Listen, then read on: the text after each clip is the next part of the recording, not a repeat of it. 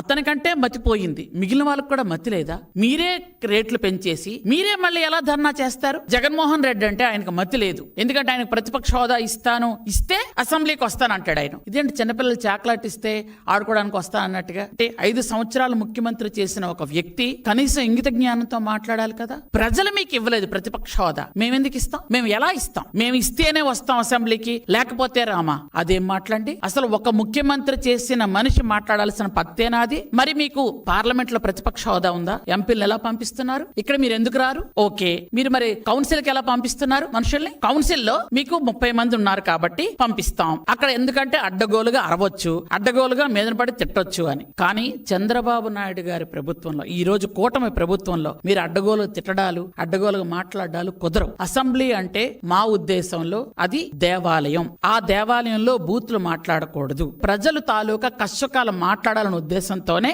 ఈ రోజు ప్రజలందరూ కూడా 94% మమ్మల్ని గెలిపించి కూటమి ప్రభుత్వాన్ని అక్కడ ఉంచారు.